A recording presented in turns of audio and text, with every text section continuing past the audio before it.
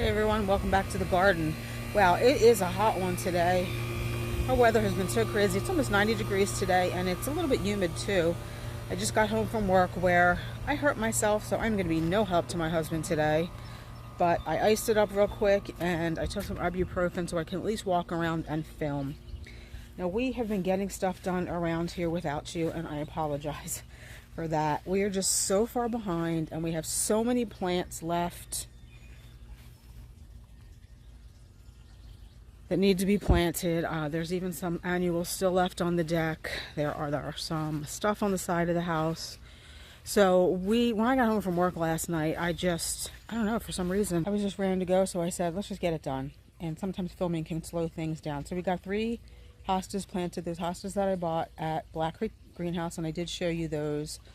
So I'll show you where those were planted. We got the bed marked out over the weekend that is going to go around the Thea Thin Man, which was, I think it was one of my Garden 2024 plans, or at least included in one of my plans, I think.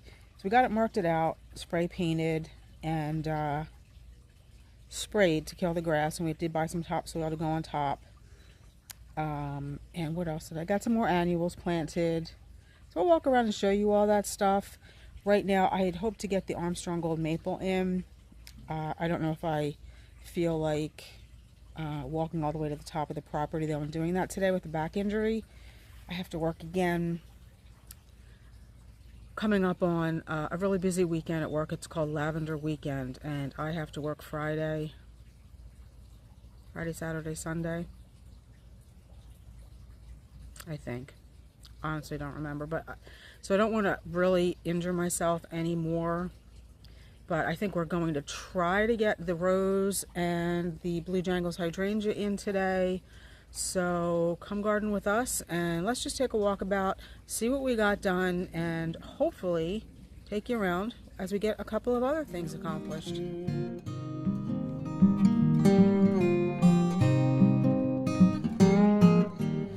So as you can see here, we've been playing with the curve, the outline of this bed we want to create on the side of our yard around the Thea Thin Man that we planted last fall. You can see we have several different spray paint lines here. At least I think you can see the spray paint lines, but I think where the hose is where we ended up. And I think that'll be enough room for us to be able to fit quite a few plants in here, because we do have quite a few plants we need to transplant in here. So I think there's plenty of room. So you can see what just one day after spraying with Roundup does to the grass. I mean, my husband already weed whacked it along the edges really, really low. He then came along and mowed it really, really low and then sprayed it to kill it, and it's already dying. And I know a lot of people do not like to spray. I don't spray in large quantities, but sometimes it's just the best solution. Even my native plant guy who created our meadow used spray to kill all the invasives, and he would not even plant anything on this property that wasn't native. So sometimes even the native people know that sometimes spraying is what you have to do, because if we just, I'm not doing the cardboard method. I don't like that method. It does not work for me. Somebody tried that on our property once before. It was very difficult to dig in, and all the weeds and grass just grew right up through it. So it was kind of a waste. So this kills the grass quickly. Roundup breaks down very, very quickly in the environment. There's no chance of it running off into the streams at this time. That's what the 15 bags of topsoil in the driveway are for. We're going to cover this with topsoil and then cover it with mulch, and then all the plants from that bed up there, well, not all of them, most of them are going to come down here. I think the Decadence Dark Chocolate Baptisia is going to be planted right in here somewhere, or maybe back here. There's more room. We have the 5-day lilies. I think we have even room. Once you can actually see the bed created, you can see how much room you have. I think we even have room back here for our Blonde Ambition grasses, which were moved from in front of the Encore azaleas there last year. They just interfered too much with the walkway. We had 5 of them, and they just tended to grow over the walkway. But there will also be room here for 5 dwarf pennisetums, maybe even the salvia and the geum that we took out from the side bed. And I know at one point, and you can see how much, it's late in the afternoon here, and we're getting full sun. And it will get some more sun earlier in the day as well. So I consider this a full sun bed. I know I had wanted in front of the Thea Thin Man a wet site tolerant plant, but to be quite honest with you, this is not necessarily a really wet bed. And I was thinking maybe instead of doing something like, trying to think what I had mentioned in my video when we talked about this last year. I think I mentioned sweet spire or low scape mound chokeberries. I don't really want to introduce a different plant here. I mean, there's a lot going on this side. I was thinking maybe just another couple of little quick fires. If they survived in this bed over the winter, there's one down the end here. That's a little quick fire down there. And then there's another little quick fire right here. And those are beautiful. Maybe we just put some of those in front of the Thea Thin Man. I don't think Fizzy Mizzy Itea will not get tall enough. These Thin Man will get 12 to 15 feet tall. So I don't think a low scape mound chokeberry or an Itea Fizzy Mizzy or even the dwarf Hamlin grasses I thought at one point I could put in front of them. I don't think any of those are tall enough. You kind of want something that's going to be mid-range, since the Thin Man are going to get to be about 12 to 15 feet tall, so I feel like we need something in the 4 or 5 foot tall range, which eventually the little quick fire will get. So I do like it when a plan comes together, and this one is finally starting to come together. Of course, the red bud is going to move. I have a gold spire ginkgo on the way to replace that. Not that I don't like the red bud here, it's just that it's a 15 to 20 foot tall and wide, and it's the wide part that is just too big for here. The gold spire ginkgo will only get to be about maybe 8 feet wide. I don't want the red bud to be shading out anything over here. This is meant to be a full sun bed, so yeah, things are starting to shape up. So we're right off the patio now, and what we did, I don't know if this was yesterday, I can't remember, I think this was yesterday. I think we cleared out the alliums the other day. Today is Tuesday. Sorry, something was stinging me. Today was Tuesday, and I think on Sunday we cleared out the alliums, got rid of all the foliage. It was looking really, really bad this year. And we planted the 3 lantana. So, I mean, they're not looking that much right now. One there. I was going to do 3 across, but they get quite large. So I did 2 here. One there, and then another one back in there. So those will fill in nicely there. I got the vermillionaire planted along with a euphorbia and a nemesia. And I did fertilize everything yesterday because some stuff, since it's been sitting around so long, was looking decidedly peaky. So I did fertilize all of our annuals, both in the ground and in containers. What else did I get planted? I thought I got another, oh, I got some of the, sorry, my back is in such pain. I'm just all over the place today. I can't concentrate. Got the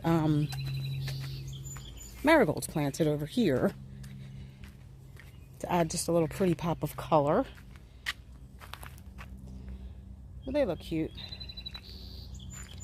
I like the color of the orange over here against the chartreuse. It just really makes everything pop against the blue, the brass buckle ilex, the blue weeping spruce. And we look down, I'll tell you what, these azaleas are gorgeous this year. They have never bloomed this much. I think because I've been treating them 2 years in a row now with the Bio Advanced 3-in-1. They're just stunning. It's an encore azalea. Caradonna salvia, starting to put on blooms. I had hoped that it would be blooming at the same time as our purple sensation alliums, but I told you what happened there. For some reason, we just seem to have lost most of them. And I had hoped to get these, at least these 2 steeper grasses replaced. This one looks remarkably good. Nice and green. These two are older though. They've been here for a few seasons, so tried kind of combing out all that brown, and that's not easy. I'd rather just replace it. But anyway, like I said, I got all of the annuals fertilized, including the Broalia, because they have not bloomed. And I bought them for gorgeous blue color in our shadier areas. They're just not blooming. So I fertilized everything. And I will take you up at some point and show you where the hostas went up at the top of the property. So I've already showed you guys where the rose and the hydrangea are going to go. So we're just going to get those in the ground real quick. I also brought the lupins over here because I feel like they'll probably be better over here than out front. They'll get more sun. We're not going to plant those today because we still need to move a lot of stuff from this bed. And yes, we still need to get our mulch. We have not done that. We keep going back and forth on whether or not we want to just go with one delivery, 10 to 12 yards, or just go ourselves with my neighbor's truck and pick up 3 yards at a time. But we'll make that decision at some point, I guess.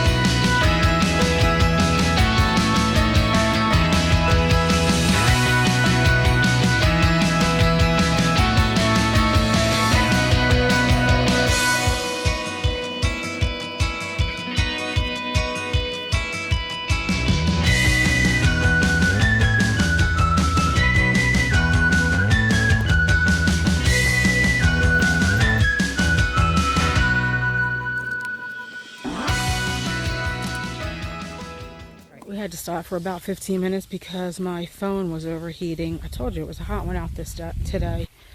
So my husband took the opportunity while my phone was in the refrigerator to trim up the clematis and to give it some water.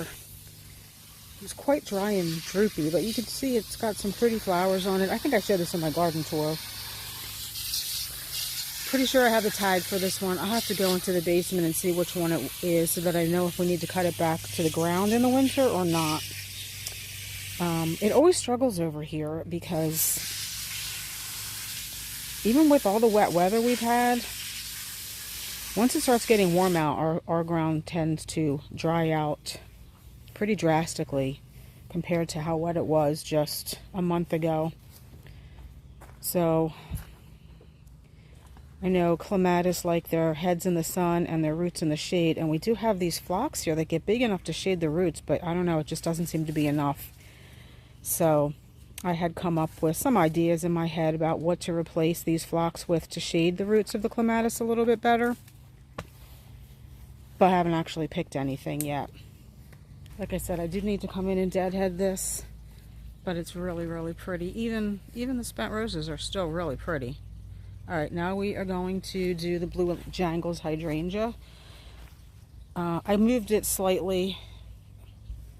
I had it down here closer to the stackies, but in order to avoid buying another one, I moved it closer to kind of the middle between the two clumps of stackies. Because I think 3 of the same plant here, although you are supposed to plant in odd numbers, I think 3 of the same plant right here. Not sure that's what I want. I want to leave some room for these goldies to grow a little bit and maybe just fill in again with some perennials. We'll see. I know I set it down by the clematis, but this ground is bone dry. It's absolutely unbelievable how dry it is, considering that we're already like 12 inches over for the year in precipitation, and we're only in May. And all of the rocks don't help, of course. But we just noticed that our laurels are being eaten. I thought it was deer, but it's a tent caterpillar nest up there. I guess we're going to have to figure out how to treat that now, because the last thing we want is our beautiful privacy laurel hedge defoliated, and it looks like it's been quite defoliated already. I mean, they're still providing the privacy we want, but if it's not one thing, it's another. Yeah, look, there's one right there. Caterpillar munching on my laurel.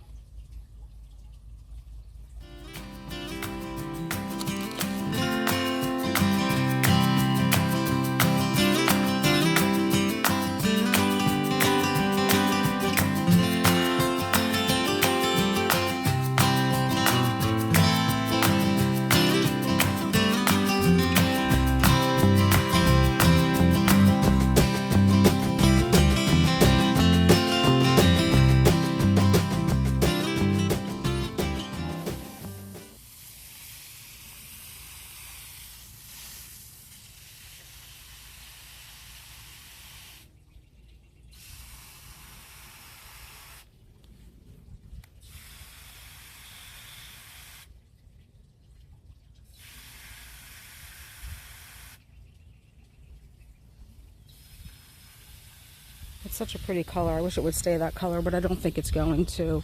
Where's the tag? I think I showed you guys the tag already, but let's go over the stats of both of the plants we just planted today. So again, the Coral Knockout Rose Standard, and the Let's Dance Blue Jangles.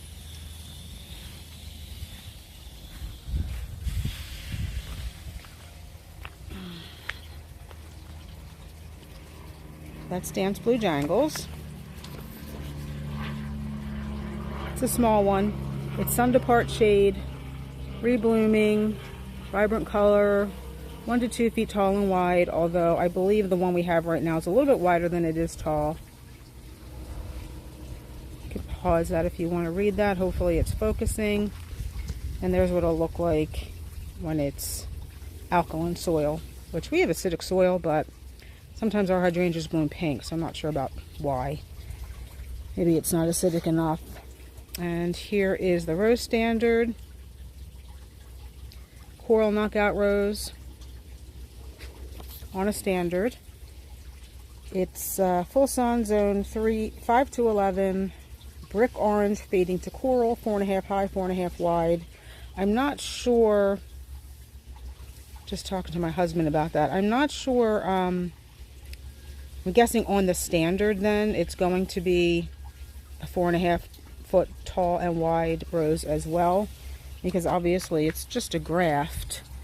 So I'm guessing that means the rose itself on top of the graft is going to still grow 4 feet tall and 4 feet wide, which would be absolutely fine with me. We'll close in that space there. So the last thing I'm going to show you is where we put the hostas in. So let's go up there. So of course the hostas came up here at the top of our property in our little shade area. We planted 3, and I'll have to put I've already taken the tags down because we did this yesterday, so I'll have to put the names of these hostas up on the screen. Now obviously one of them I do remember is the Autumn Frost, which is right next to a Geranium Roseanne and an Aurelia Sun King, so I think that color contrast will be really pretty. This one I think is called, this one is called Wind Beneath My Wings. But again, I'll put the names of all of these up on the screen. And then this rather large blue silly string looking hosta, but it's not silly string. One over here. This is a large one, so it's going to fill all this space. It will just touch the sweet tea heucherella. And it looks like, I'm going to fix this a little bit because it looks like I already had squirrels digging. I did see one running away as I was coming up here. But I did notice on my way up here that the Decadent Dark Chocolate Baptisia is starting to bloom. That's one of the plants that's moving from this bed over here because it doesn't get enough sun. But I do see some beautiful chocolate colored flowers. Chocolate colored flowers. Look. Now, in reality, they are not brown flowers. They are just a very, very dark, dark, dark purple. Almost black, which is why they're called Decadence Dark Chocolate. But they are moving along with almost everything in this bed, which is just too shady, down to where we just created the new bed and sprayed that I already showed you. So that's it for today, guys. Just a quick update video on a couple of things that we've been able to get done. So we'll see you in the next one. Thanks for watching. Bye.